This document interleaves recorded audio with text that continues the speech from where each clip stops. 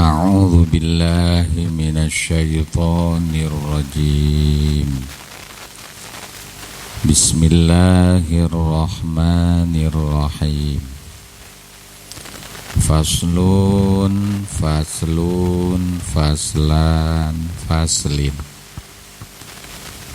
Faslun utawi ikilah iki iku pasol sawiji. Ae hadza faslun wahidun. Faslun utawi pasal iku utawi iya. Faslun iku panggonanane perkara. Faslan maca sira ing pasol. Faslin ningali sira ing dalem ikilah iki pasal. Jadi cara membaca lafaz faslun dapat 4 wajah. Karena enggak ada i'rabnya. Faslun bisa, faslan boleh, faslin boten nopo-nopo. Kata si wong Jawa boten nopo-nopo sakali nopo bersih. Aqallul gusli ta'mimu badanihi bil ma'i. Utawi lewi kedik-kedike ngadusine mayit. Ta'mimu badanihi iku nyurambahi badane mayit. Bil ma'i kalawan banyu. Wa akmaluhu ayaksila sawataihi. Lan utawi lewi sampurnane guslil mayit. Ayaksila iku yen tangumbah iya uwong. Sawataihi ing paalaan rorone mayit. Wa ayyuzilal qadara min ampihi. Lan yentah ngilangkeun ya wong ing kokotor. Min anfihi saking cungure mayit. Wa ayyuwaddi'ahu lan yentah ngawuduan ya wong hu ing mayit. Wa yadluka badanahu bisidri. Lan yentah ngagosok-gosok iya uwong badanahu ing badane mayit. Bisidri kalawan godong bidara. Wa ayyasubbal ma'alan yentah nuruhkeun ya wong alma'a ing banyu alaihi ing atase mayit salasan hale telung balen. Salasan hale telung balen. Hadirin jamaah kaum muslimin wabil khusus jamaah Majlis Ta'lim Musalla Baitul Faizin yang insyaallah kita semua dirahmati Allah, selalu diberikan taufik dan hidayah, ditetapkan iman Islam, diberikan istiqomah di dalam ibadah, diberikan istiqomah dalam menjauhi larangan Allah, dan mudah-mudahan diterima amal-amal ibadah kita oleh Allah Subhanahu wa ta'ala, dan mudah-mudahan diberikan umur yang barokah, rizki yang barokah, keluarga sakinah mawaddah warohmah, bisa berangkat ke Mekah sisanya beli tanah dan juga beli mobil mewah. Amin ya robbal alamin. Keinginan kita seperti itu. Meminta boleh, berharap boleh. Ya, karena meminta kepada Allah salah satu termasuk perbuatan yang diperintah oleh Allah. Ud'uni astajib lakum. Karena kita diperintah oleh Allah untuk meminta kepada Allah. Jangan malu-malu. Urusan dunia, urusan akhirat, minta kepada Allah Subhanahu wa ta'ala. Niatan ibadah. Tetapi jangan kecewa kalau meminta kepada Allah. Jangan kemudian lantas putus asa. Kalau meminta kepada Allah, niatan ibadah saja. Jangan seperti kita meminta kepada sesama kita. Berbeda kalau kita meminta kepada sesama kita, kalau tidak dikasih kecewa. Tetapi bagi Allah Subhanahu wa ta'ala, kekecewaan kita tidak berpengaruh kepada Allah. Jadi yang rugi diri sendiri. Misalkan nih kita minta kaya, sampai saiki minta kaya terus. Agnini bihalalika agnini. Tapi kenyataannya belum kaya-kaya. Secara zohir, secara fisik tidak kaya. Jangan lantas kemudian kita kecewa kepada Allah. Jangan. Karena kekecewaan kita sama sekali tidak mempengaruhi kepada Allah. Yang rugi kita sendiri. Makanya meminta kepada Allah harus ikhlas. Semata-mata hanya bagian daripada ibadah.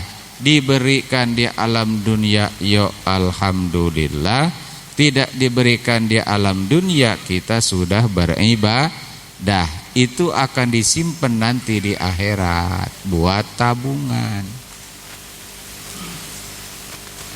Bermanfaat itu doa bermanfaat.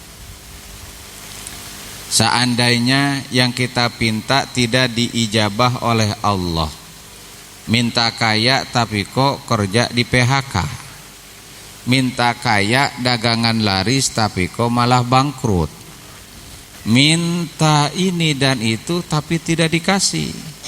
Padahal Allah telah mengijabah.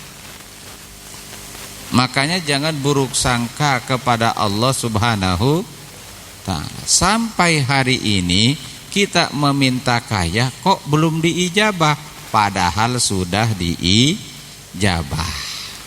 Kok kenapa demikian, Kiai? Mungkin saja kalau kita tidak berdoa itu mungkin kecelakaan, ketabrak kereta api sampai hancur.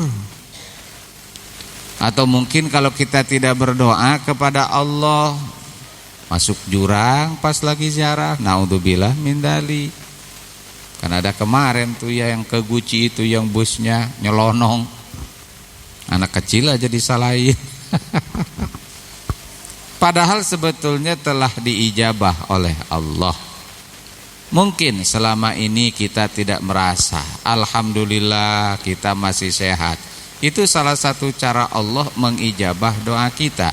Alhamdulillah sampai hari ini masih selamat. Itu adalah salah satu cara Allah mengijabah doa kita. Yang tadinya mau musibah karena berdoa minta kaya, gak jadi musibah. Kiai minta kaya tapi mobil kepalingan, motor kecurian, rumah kebobolan. Yo alhamdulillah itu masih rumah, masih motor, masih mobil. Alhamdulillah kita masih diberi selamat. Ye, benar. Makanya berdoa teruslah kepada Allah, karena doa itu adalah ibadah. Makanya para alim ulama itu membuat racikan-racikan doa. Doa ini, doa itu, doa ini, doa itu, hizib ini, hizib itu. Karena pada intinya ibadah. Karena intinya ibadah. Kita membaca doa ini seperti doa Imam Syafi'i, doa Imam Ghazali, doa Imam Abi Hasan Sadili, doa Ibrahim At-Tamimi. Wah, banyak. Para alim ulama dulu meracik doa. Boleh karena intinya ibadah. Karena di dalam doa itu selalu disebut nama Allah, selalu disebut nama junjunan Nabi besar Muhammad sallallahu alaihi wasallam. Itu maksudnya. Jangan lantas wah puasa Hizb Nasor pengen kebal, tapi kok malah enggak kebal. Puasa Hizib Rifa'i, waduh. Tapi kok ya malah sama preman aja kalah gitu. Intinya para alim ulama membuat doa itu ibadah saja. Ibadah. Nah, termasuknya malam ini alhamdulillah kita baca sholawat, termasuk juga berdoa. Dengan bacaan sholawat kita, dengan ratiban kita, dengan dikiran kita, dan yang lain-lain. Berdoa memohon kepada Allah subhanahu wa ta'ala. Menunjukkan bahwa kita itu hamba. Menunjukkan bahwa zat Allah subhanahu wa ta'ala itu Tuhan kita. Jadi kalau hamba masih berdoa luar biasa, berarti dia mengakui bahwa dia sebagai hamba. Ya, kalau hamba ya harus jadi hamba. Gak boleh jadi majikan, gak boleh. Kalau hamba harus nurut gimana kata majikan. Nah, kita kembali lagi, kita akan membahas tentang masalah-masalah yang berhubungan dengan kematian. Ini durung paragat ya, masalah mati ini durung paragat masalahnya. Karena banyak sekali hal-hal yang berkaitan tentang kematian. Dari segi kewajiban hukumnya fardu kifayah bagi orang-orang muslim untuk mengurus jenazah orang muslim. Karena namanya manusia itu adalah makhluk yang paling mulia. Sehingga saking mulianya manusia, walaupun dia sudah mati, maka dia harus diurus.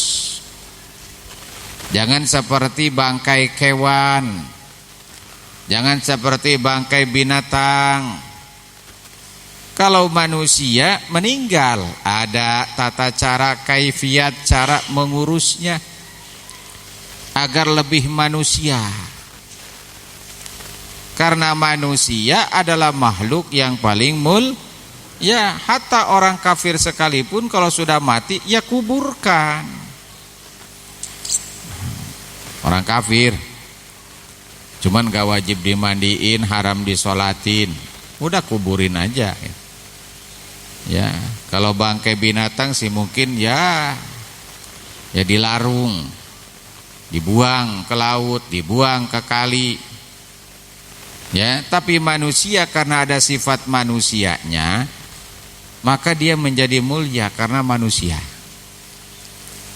Tapi sekarang banyak orang tidak memanusiakan manusia, bahkan memanusiakan hewan, menghewankan manusia. Buktinya kawin anjing aja hampir 200 juta biayanya. Anjing dikawinin biasa. Wah, pakai acara. Diriak pakai baju pengantin. Anjing dimanusiakan. Sementara manusia dianjingkan. Ini zaman opo iki? Yang edan itu ini naudzubillah min dzalik 200 juta. Coba kalau dibeliin cendol ya, dikasih sama orang geraha nih 200 juta. Gratis cendol. Atau dikasihlah ini ke musala Baitul Faizin untuk buat ngebangun apa gitu, selesai. Biaya nikahan anjing sampai 200 juta. Ya Allah ya.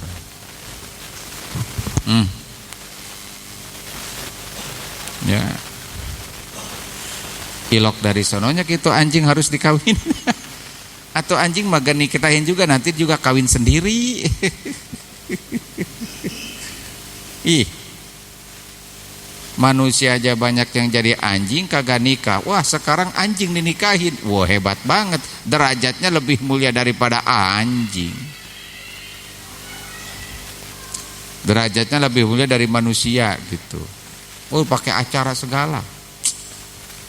Subhanallah. Ini udah gila bener itu. Udah kebanyakan duit kalau menurut saya.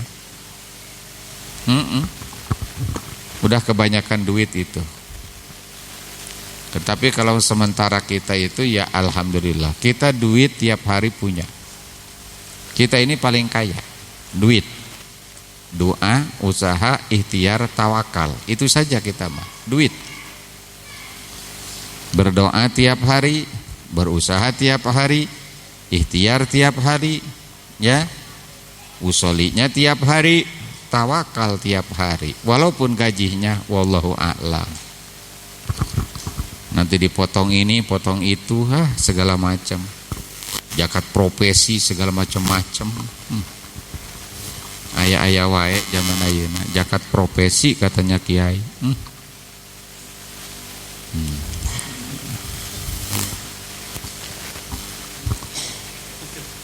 Alhamdulillah. Ini masalah kematian. Sebagaimana di awal dijelaskan bahwa ketika seorang muslim meninggal dan sudah dipastikan meninggalnya, diyakini meninggalnya, karena ada beberapa tanda-tanda yang menunjukkan bahwa seorang muslim tersebut telah meninggal. Ciri-cirinya sudah. Maka segeralah diurus jenazahnya. Maka segeralah diurus. Jangan sampai dilama-lamakan, jangan sampai dibiarkan, apalagi sampai 1, 2, 3 hari. Ya. Berbeda dengan jenazah Rasulullah. Rasulullah meninggal hari Senin, dimakamkan hari Rabu. Kok kenapa? Karena berbeda. Situasi dan keadaannya berbeda. Kangjeng Nabi, maaf, seandainya tidak dikubur pun tidak akan bau. Tapi kalau kita meninggal, jangankan 3 hari, 3 jam saja sudah agak berubah. Iya, apalagi sampai 1 hari, 2 hari, bau. Jangankan sesudah mati, sebelum mati saja masih hidup badannya bau. Coba nggak mandi 1 hari, padahal masih hidup. Kadang-kadang pakai sabun juga sudah bau, tetap bau. Ada juga santri mandinya nggak pernah pakai sabun, mandi koboi aja gitu. Tapi kalau santri nggak bakalan bau. Ya tetap bau. Kangjeng Nabi 3 hari baru. Kenapa? Karena memang urusannya sangat luar biasa. Karena untuk memilih salah seorang pemimpin untuk memimpin umat Islam, menggantikan posisi Rasulullah dalam rangka memimpin umat Islam, sehingga ada perundingan yang dirundingkan di rumah Bani Sakifah. Kalau sekarang itu posisinya itu ya di samping Masjid Nabawi, ada namanya situ Bani Sakifah, itu tidak digusur. Jadi disitulah dulu Sayyidina Abu Bakar Siddiq, Sayyidina Umar dan pembesar Ansar Muhajirin berkumpul untuk memusyawarahkan, memimpin, menunjuk siapa yang akan memimpin memimpin umat Islam. Ada sekarang tidak digusur, kalau yang lain-lain itu udah digusur. Ya. Namanya Bani Sakifah. Di belakang Bani Sakifah di sana ada Masjid Abu Bakar. Ada Masjid Gomama.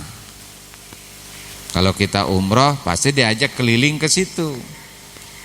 Ya, jadi dulu rumah Sayyidina Abu Bakar Siddiq sekarang dijadiin masjid, cuman tidak dipakai. Karena kalau dipakai Masjid Nabawi, ya orang-orang pasti nggak mau. Makanya ditutup sebagai sejarah saja. Ya namanya masjid-masjid. Nah, berbeda dengan kita, maka harus disegerakanlah pengurusannya. Yang pertama adalah harus dimandikan. Setelah beres dimandikan, kemudian dikafankan, dibungkus. Setelah dibungkus, segeralah disolatkan. Sesudah disolatkan baru dikuburkan. Kalau setelah dikuburkan, silahkan mau diselamatin boleh, kagak diselamatin juga nggak apa-apa. Mau diajiin boleh, kagak diajiin juga nggak apa-apa. Mau ditalkinin boleh, nggak ditalkinin juga nggak apa-apa. Cuman sebaiknya ditalkinin, sebaiknya diajiin, sebaiknya diselamatin. Kalau biasa kita sampai 7 hari. Setelah 7 hari, 15 hari, tapi kalau 15 hari jarang. Biasanya sampai 40 hari, sampai 40 hari kemudian 100 hari. Setelah 100 hari baru haul. Tiap tahun dikenang. Tiap tahun dikenang. Boleh, boleh. Mendapatkan pahala, dapat pahala. Ya. Kenapa?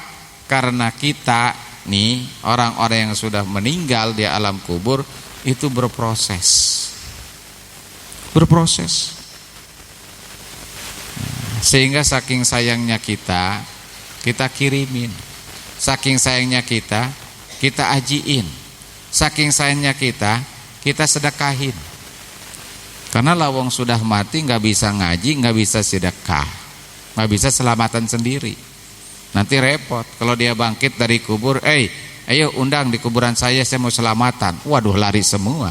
Kenapa? Yang hadirnya bobongkong. Aduh. Dan itu nanti insya Allah kita akan bahas. Nah, kewajiban yang pertama adalah memandikan jenazah. Cara memandikan jenazah ini ada 2. Yang pertama, ada memandikan jenazah hanya sekadar kecukupan saja, hanya sekadar cukup. Dan ada memandikan jenazah secara sempurna. Kalau memandikan jenazah hanya sekadar cukup saja, artinya cara memandikan jenazah yang paling ringkas. Aqallul ghusli ta'mimu badanihi bil ma'i. Paling ringkas, paling sedikitnya memandikan jenazah yaitu adalah ta'mimu badanihi bil ma', menyeluruhkan badannya bil ma'i dengan air. Yang penting dari mulai ujung rambut sampai ujung kaki semuanya terkena air, cukup. Gak perlu digosok-gosok? Gak perlu ditambah kapur barus? Tidak. Kalau hanya sekedar kecukupan, Artinya hanya sekadar sah memandikan jenazah dengan catatan ya, walaupun tidak digosok-gosok, bersih. Bagaimana kalau mayitnya kotor? Maklum mayitnya lagi selesma kali ya, flu ngocor mulu. Masa mayit selesma itu? Andainya kotor. Kan ada, maaf. Itu ada beberapa kejadian. Karena maaf dia dulunya pemabuk dan mungkin belum tobat, itu kadang keluar darah. Dari hidungnya keluar darah, dari telinganya keluar darah, dari matanya keluar darah, bahkan dari kemaluannya keluar kotoran, keluar darah. Naudzubillah. Dan itu saya menyaksikan sendiri. Dulu ada orang pindahan gitu, ke kampung Ilat. Orangnya di kota. Mungkin belum taubat ya, atau wallahu a'lam, tapi kebuktian mayitnya seperti itu, selalu mengeluarkan darah. Selalu mengeluarkan darah. Dan itu anehnya enggak berhenti-berhenti gitu. Ya, sampai maaf sesudah dimandikan, sesudah dikain kafan pun itu darah terus, sehingga maaf kain kafannya itu mendarah, bocor. Kadang-kadang juga maaf yang mengeluarkan kotoran terus-terusan ada.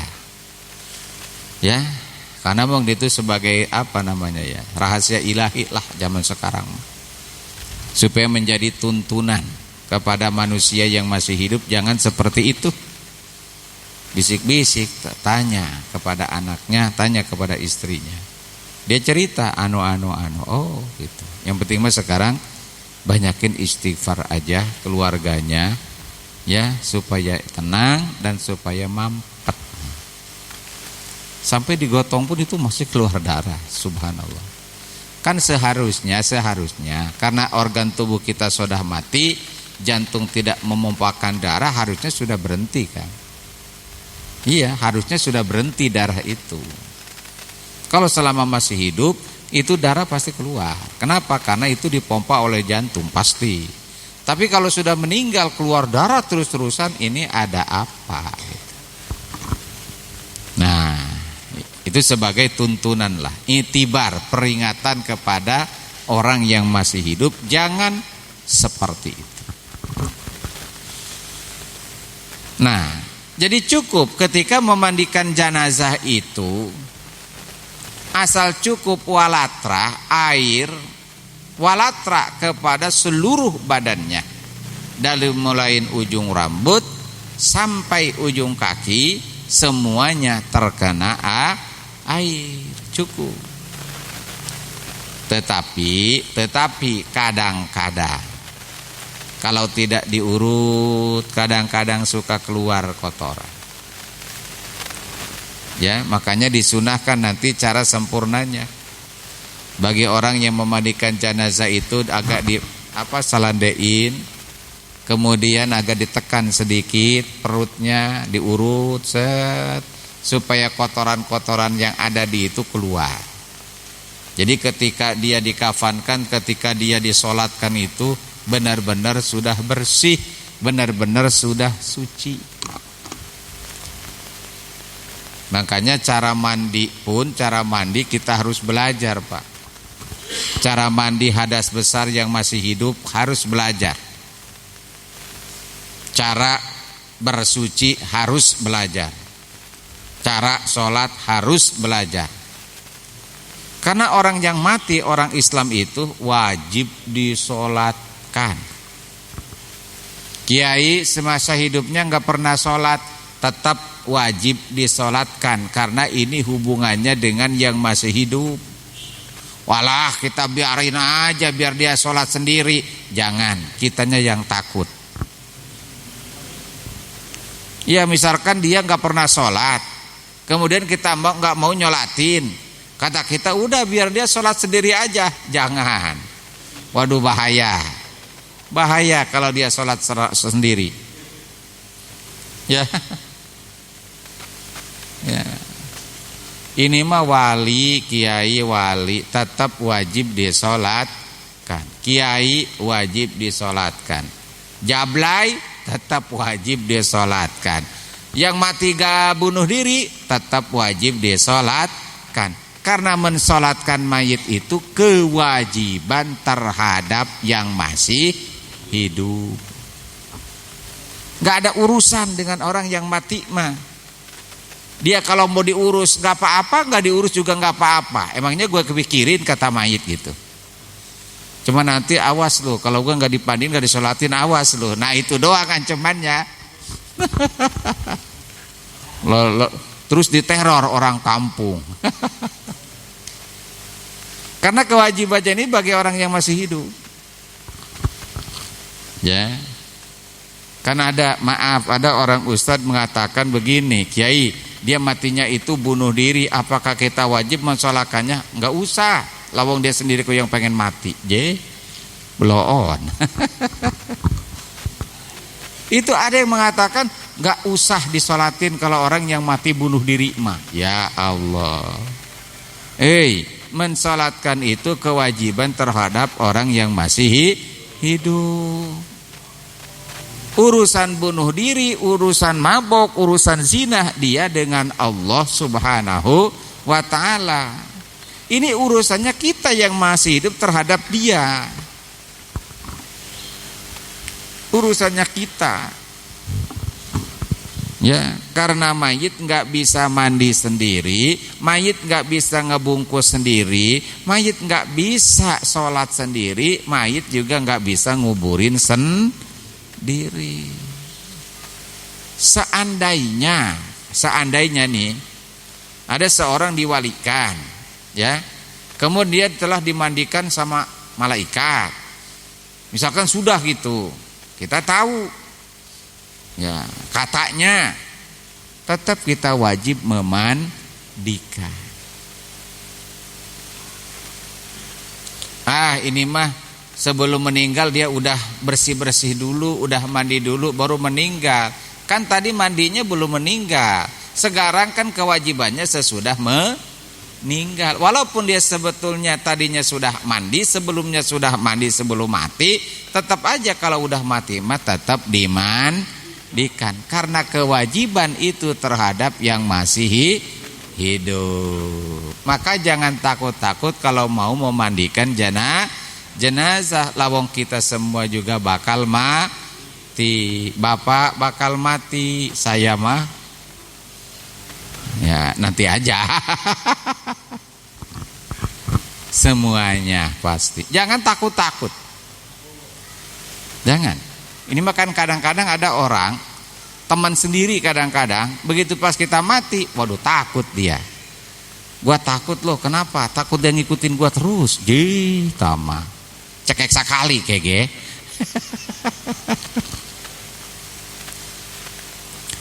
Nah, terus bagi orang yang mandikannya, ya, bagaimana cara niatnya? Meniati memandikan jenazah hukumnya sunnah. Walaupun tidak diniatkan pun tidak apa-apa. Karena itu mah otomatis. Memandikannya hukumnya wajib, meniatinya hukumnya sunnah. Maka ada tebak-tebakan. Lana syai'un wajibun wa niyatuhu sunnatun wa syai'un sunnatun wa niyatuhu wajibatun. Bagi kita ada kewajiban, cuma niatnya sunnah. Ada sesuatu yang sunnah dan niatnya pun wajib. Itu bagaimana? Dulu kami pernah tebak-tebakan seperti itu. Memandikan jenazah hukumnya wajib karena fardu kifayah. Meniati memandikan jenazahnya hukumnya sunnah. Terus bagaimana cara niatnya? Kalau bisa bahasa Arab ya pakai bahasa Arab. Kalau enggak pakai bahasa Arab ya bahasa sendiri saja. Niat saya memandikan an hadal mayit. Niat saya memandikan jenazah ini. Gitu. Bisa. Ya. nawaitul ghusla adaan an hadal mayyit, niat saya memandikan adaan, ya, karena menepati melaksanakan mandinya ini terhadap si mayit ini. Atau cukup saja saya niat memandikan si mayit, jadi tuh. Atau niat memandikannya boleh, nawaitu istibahatas sholati alaih, saya niat membolehkan mensolati sesuatu yang membolehkan mensolati terhadap si mayit, boleh. Kenapa? Karena mayit yang belum dimandikan haram disolatkan. Ya.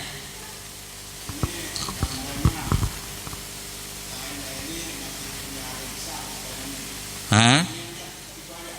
Iya, niatnya itu aja. Misalkan si mayitnya pas meninggal di atas perut misalkan. Kan misalkan punya hadas.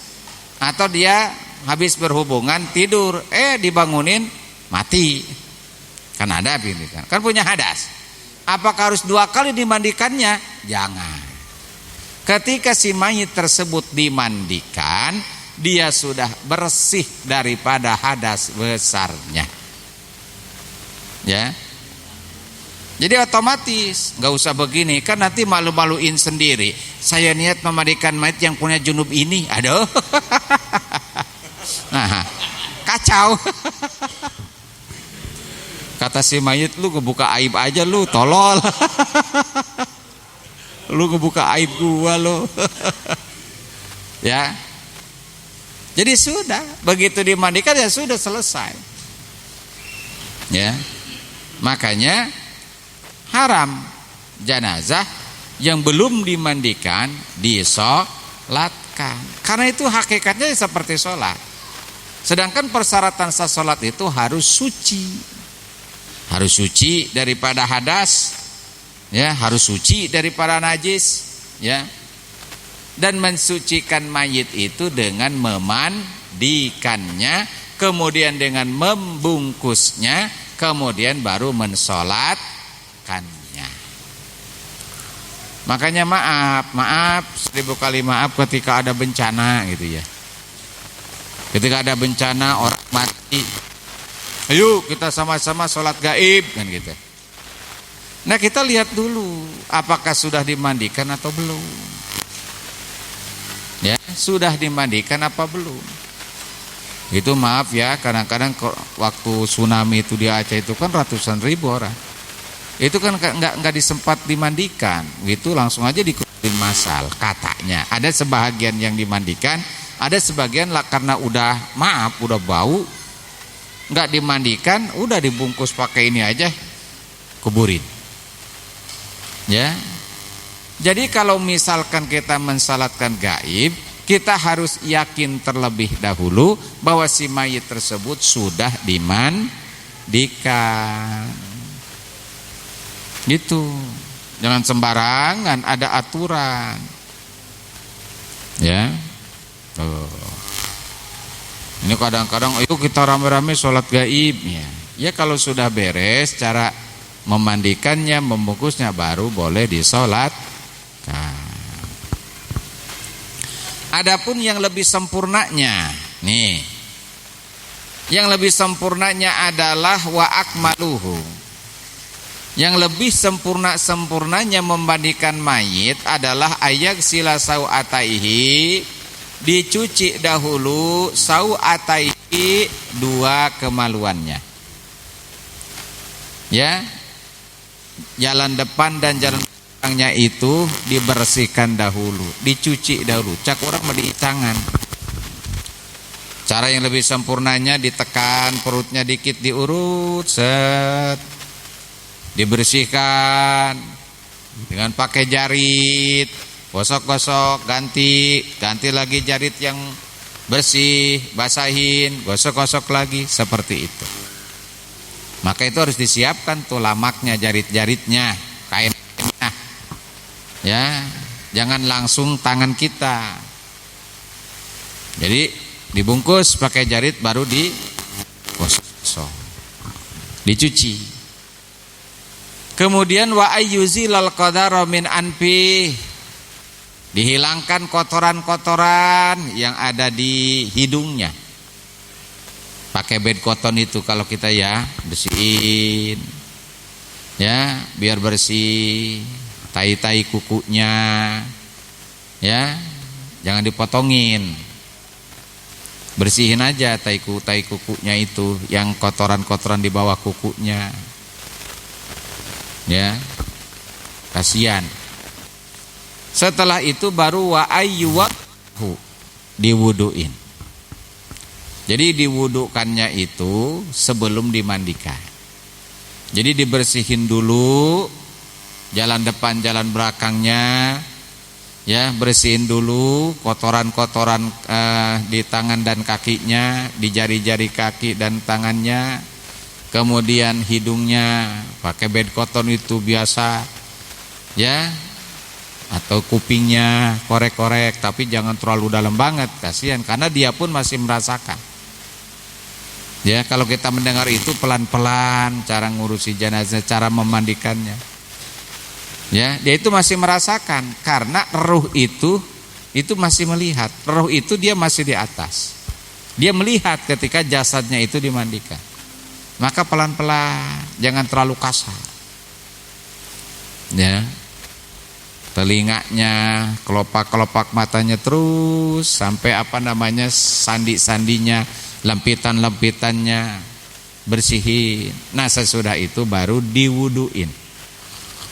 Sesudah diwuduin baru dimandiin. Wa ayyadluka badanahu bisidri, gosok-gosok badannya dengan daun bidara. Biasanya airnya pun dicampur dengan kapur barus itu. Karena kapur barus itu salah satu manfaatnya tidak cepat busuk. Bagus, tidak cepat busuk. Nah, kemudian wa ayyasubbal ma'a, baru kemudian dikocorin terhadap badannya tersebut dari ujung rambut sampai ujung kuku, salasan 3 kali. Kalau 3 kali belum walatra, belum semuanya, banjurin lagi sehingga sampai semuanya terkena air. Seperti itu. Dan itu pasti kita akan seperti itu. Kita pasti akan dimandikan. Makanya untung yang mayit-mayit yang sudah diurus, yang sudah dimandikan, dia untung. Coba kalau kita, naudzubillah min dzalik, kalau kita matinya di atas gunung belum ketemu. Ya, tapi mudah-mudahan kita matinya husnul khotimah, matinya baik-baik saja gitu. Seperti itu. Tuh.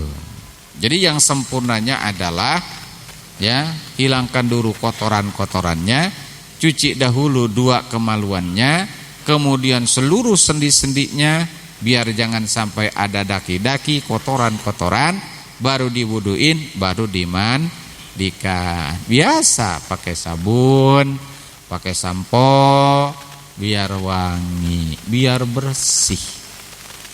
Gitu. Ya. Wallahu a'lam bishawab. Ada pertanyaan? Silahkan. Santai aja. Baiklah para jemaah, barangkali ada yang mau ditanyakan, dipersilahkan.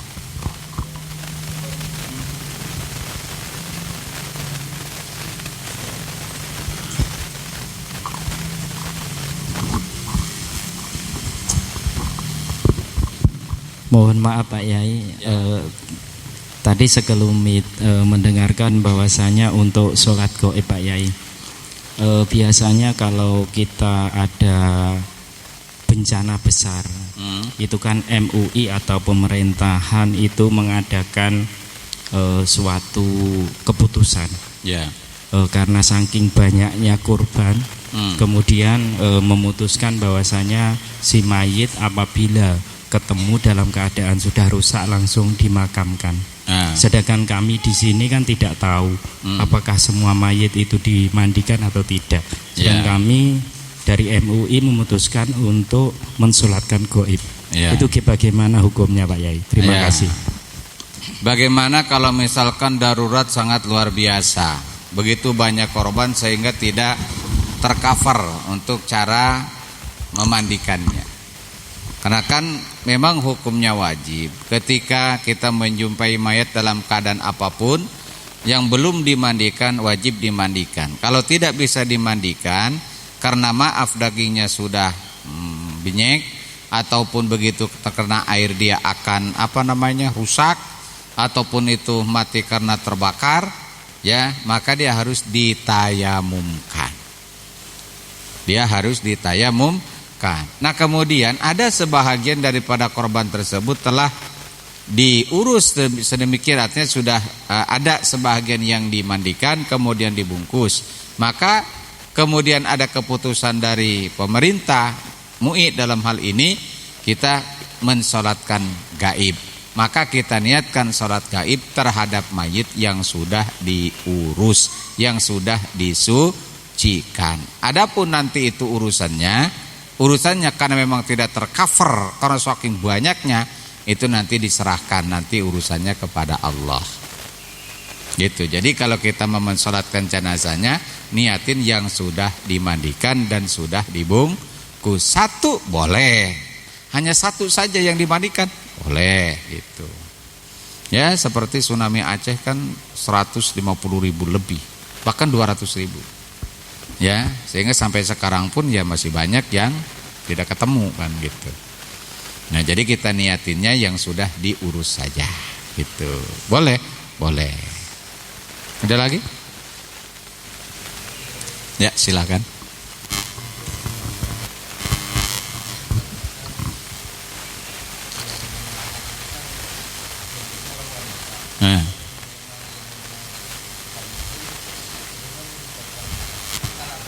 Ya, bagaimana kalau yang meninggal itu wanita, yang mengangkatnya bukan muhrim? Maksudnya ngangkat kurung batang apa ngangkat jenazahnya?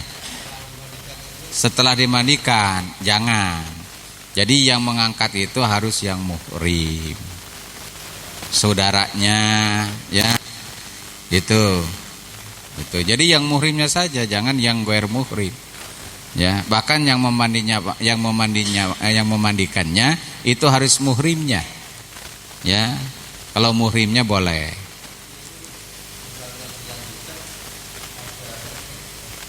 Dilanjutkan, misalkan yang angkatnya ghair muhrim, ya, tetap ada sanksi. Jangan.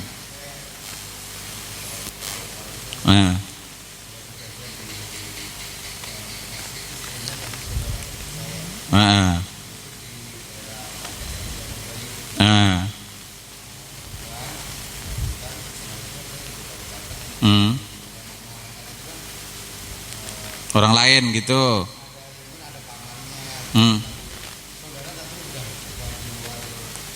Udah ghair muhrim gitu.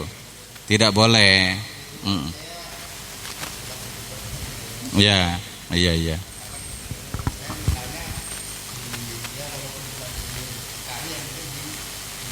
Ya.